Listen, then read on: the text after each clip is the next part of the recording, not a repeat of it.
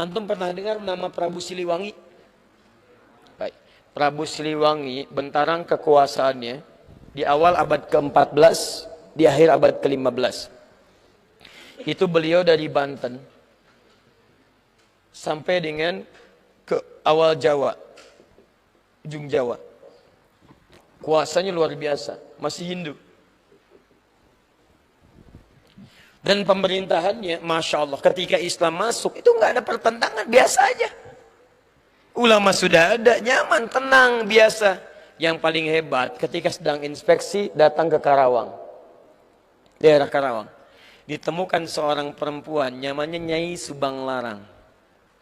Sedang membaca Al-Quran. Nyai Subang Larang itu diantara muridnya Syekh Qura. Syekh Qura itu nama aslinya Syekh Hasanuddin. Ketika pulang dari Mekah, maka disebut Ummul Qura, maka disebut Syekh Qura. Bikin pesantren beliau di Karawang. Sampai sekarang masih ada pesantren Syekh Qura. Baik di antara muridnya namanya Nyai Subang Larang. Baca Al-Quran. Begitu dibaca, datang ini mendengar bacaannya, melihat siapa yang baca, seketika jatuh hati. Bukan jatuh kaki, hati. Masya Allah. Begitu dilihat, langsung mengajukan lamaran. Penguasa, raja, kaya, tampan, Masya Allah. Tiba-tiba anak antum dilamar. Kira-kira terima nggak? Kaya, tampan, penguasa, diterima nggak? Halo? Jangan dulu, lihat dulu. Ini kan bukan muslim. Oh, bukan pakai bukan muslim. Quran surah kedua, ayat 221. Lihat kalimatnya. Wala tankihul musyrikati hatta yu'minna. Wala amatun mu'minatun khairum min musyrikati walau a'jabatkum. Jangan Anda menikahi perempuan-perempuan yang belum beriman. Orang Islam yang wajahnya biasa-biasa, itu lebih bagus daripada menikah dengan non-muslim tapi rupawan. Pilih mana? Pilih perempuan solehah tapi parasnya biasa, atau non-muslim tapi cantiknya luar biasa. Pilih mana? Nggak ada pilihan yang ketiga, nggak usah maksa. Nggak usah maksa. Nggak ada pilihan ketiga. Quran tidak memberikan pilihan ketiga. Itu ujian iman. Selalu pasti. Saya yakin pasti pilih yang ketiga. Kalau bisa Ustaz cantik dan beriman. Masya Allah. Ya, selalu begitu. Maka ini yang paling menarik. Yang paling menarik, dulu orang berislam itu kuat benar. Begitu datang, saya ingin melamar Anda. Apa kata beliau? Lihat, kalau orang sudah terbiasa melafadzkan lafaz Allah, lisannya berkata benar, maka akan kaku mengatakan yang buruk-buruk. Lisan yang selalu bersyahadat tidak akan pernah mengucapkan kalimat yang keluar dari syahadatnya. Kaku dia. Lisan yang selalu berkata benar, katanya baik, akan kesulitan mencari kosakata yang kotor. Antum kalau terbiasa berkata yang baik-baik, akan berkata yang kotor itu nggak akan bisa, Pak. Nyari kosakatanya susah. Sama dengan lisan yang selalu bersyahadat 9 kali dalam sehari. 9 kali paling minimal. Subuh sekali, zuhur 2 kali, asar 2 kali, maghrib 2 kali, isya 2 kali. Asyhadu an la ilaha illallah, asyhadu anna Muhammadar Rasulullah. Lisan orang bersyahadat mustahil bisa mengungkapkan dengan lisannya kalimat-kalimat yang mengurangi nilai syahadatnya. Tiba-tiba bisa mengatakan semua agama adalah sama. Menuju pada Tuhan yang sama. Cuma caranya beda-beda. Bagaimana bisa berkata begitu? Lisan orang beriman yang mengucapkan syahadat mustahil bisa keluar. Susah. Mau menyebutkannya susah karena lisan ini selalu bersyahadat dalam kebaikan. Telunjuk yang menunjuk kepada Allah, asyhadu an la ilaha illallah, telunjuk tauhid, itu tidak akan pernah digunakan untuk bermaksiat. Mustahil telunjuk ini bisa digunakan pada pena untuk tanda tangan proyek yang bermasalah. Tanda tangan yang bermaksiat, tanda tangan proyek yang tidak jelas. Mustahil, karena telunjuk ini selalu mengatakan asyhadu an la ilaha illallah, ilaha illallah, ilaha illallah.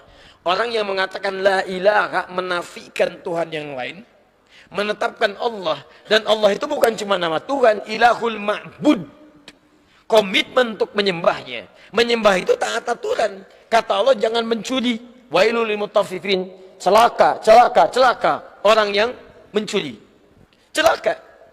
As-sariqu was-sariqatu faqtu aydiyahuma, daripada tangan dipakai mencuri, potong aja, saya enggak ridho, kata Allah. Tiba-tiba telunjuk ini berbuat maksiat, mustahil. Kaki yang selalu melangkah pada kebaikan mustahil bisa melangkah pada yang buruk. Kalau kaki antum selalu digunakan pada yang baik-baik, masuk masjid, digunakan dengan cara yang baik, wa ibadur rahmanil ladzina yamshuna 'alal ardi hauna, jalannya tenang, tidak pernah angkuh, wala tamshi fil ardi maraha, enggak mungkin bermaksiat. Begitu antum bermaksiat, kaki kaku.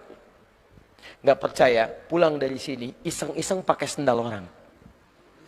Iseng aja pakai. Begitu mau dipakai, itu kaki pasti akan kaku. Ini bukan punya saya. Tapi kalau antum enggak pernah gunakan pada yang baik, ini susah diaturnya.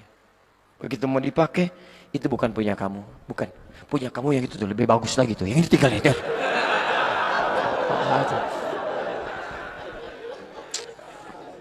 Nah ini sama, maka lisannya karena sering dipakai dengan kebaikan, baca Quran, jadi ringan keluar kalimatnya. Anda harus masuk Islam dulu, katanya Yesus Subang Larang. Masuk Islam dulu, baru saya ikuti. Ringan, nggak ada apa-apa. Padahal di hadapannya seorang penguasa tampan, punya kekuasaan, tapi kalimat itu kalau sudah lekat dengan Allah nggak ada nilainya yang lain. Allah. Maka apa yang dikatakan dari sini? Begitu keluar, ya saya masuk Islam. Tidak ada yang duga. Tidak ada yang duga. Masuk Islam, menikah dengan Nyai Subang Larang. Lahirlah kemudian 3 anak utama. Anak pertamanya disebut dengan Walang Sungsang. Ya. Mungkin lahirnya agak sedikit bermasalah ya. 1423.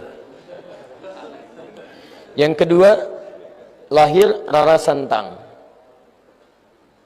Lahir tahun 1426. Yang ketiga, Raja Sengara. Begitu lahir melotot deh. 1427. Raja Sengara. Baik, yang paling menarik semuanya masuk Islam, jelas. Walang Sungsang berubah nama jadi Abdullah Iman. Abdullah Iman. Masya Allah. Perhatikan, ini begitu Islam masuk membawa pedoman kebaikan, jadi baik. Dengan Hindu gak ada masalah, dengan Buddha gak ada masalah. Tiba-tiba masuk Islam dan berubah jadi kebaikan. Tiba-tiba apa yang terjadi, ini yang mau saya tunjukkan. Ini berubah jadi Abdullah Iman. Kemudian ini Rara Santang berubah jadi Syarifah Mudaim. Syarifah Mudaim. Pergilah haji.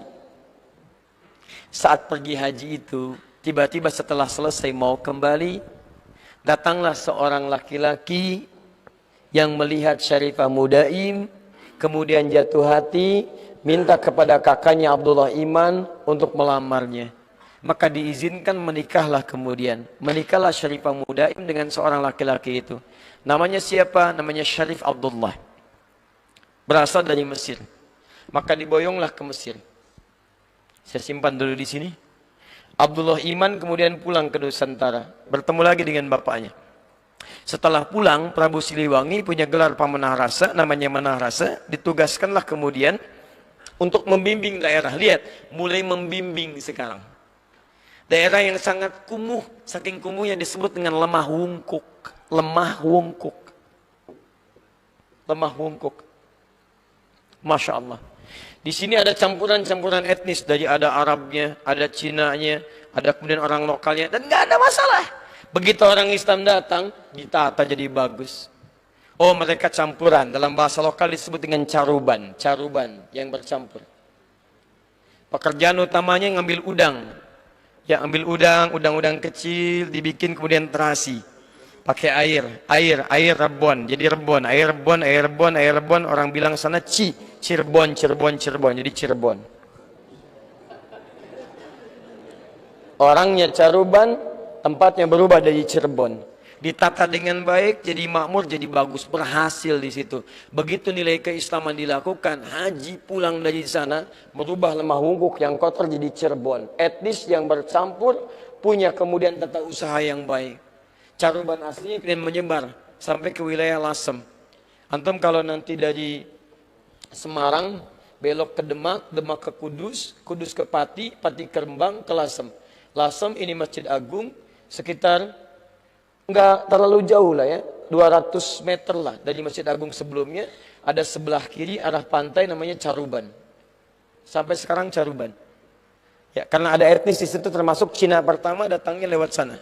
Karena itu disebut dengan Caruban. Ini lemah Hungkuk jadi Cirebon.